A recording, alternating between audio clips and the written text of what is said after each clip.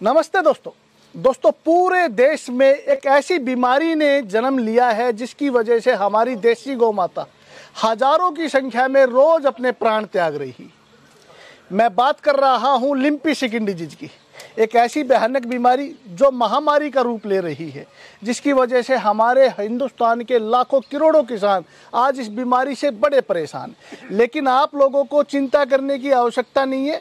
हमारे महेंद्रगढ़ डिस्ट्रिक्ट के कुछ किसान साथियों ने इस बीमारी का बहुत ही अच्छा इलाज खोज कर लिया है, जिसके बारे में हम आज डिटेल से चर्चा करेंगे। तो मैं आप लोगों से हाथ जोड़ के रिक्वेस्ट करता हूं कि इस वीडियो को आप ज़्यादा से ज़्यादा शेयर करें, पूरे हिंदुस्तान में फैला दीजिए, क्योंकि ये एक ऐसी खतरनाक बीमारी है जिसकी वजह से हमारी देसी गौ माता रोज अपने प्राण त्याग रही है। हजारों की संख्या में रोज गाय मर रही है। गौशालाओं का, डेयरियों का, पशुपालकों के घरों का बड़ा बुरा हाल है और किसान इतना चिंतित है कि उसे लगता है कि अब उसका रोजगार खत्म हो जाएगा।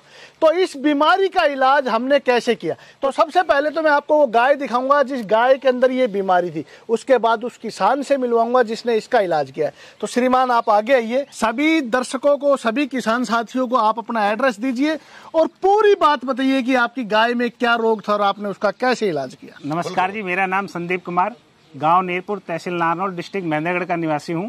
मेरी गाय है को लिम्पी डिजीज हो गई थी, जो कम से कम इसको 8 दिन हो गए हैं और ये पूरे अपने आप थान में पसर गई थी। ना ये खड़ी हो पा रही थी, ना चर पा रही थी और इसके शरीर पे छाले हो गए थे।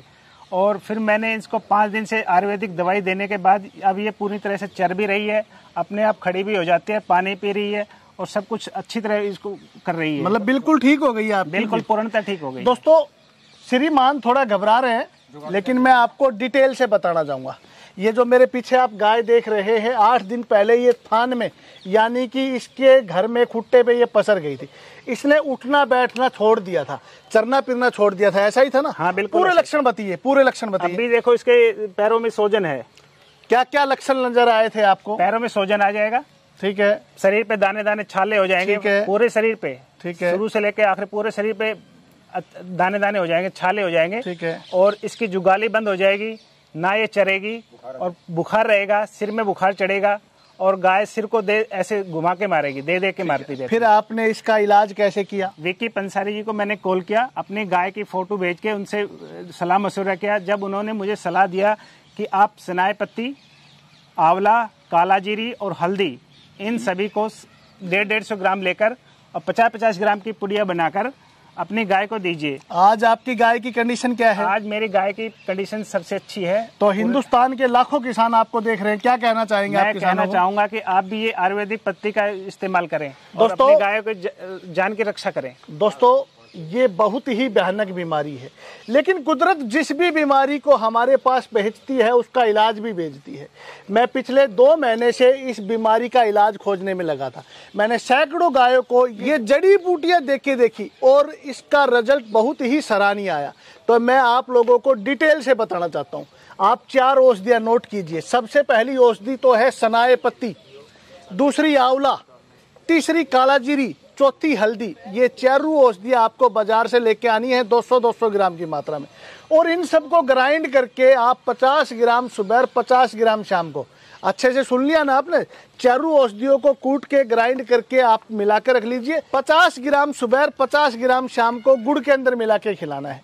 कंटिन्यू 8 दिन आपको ऐसा करना है, किसी भी तरह का साइड इफेक्ट नहीं है। और 8 दिन के बाद आप देखेंगे इस गाय को अब हमने औषधियाँ खिलाते हुए 5 दिन हो गए।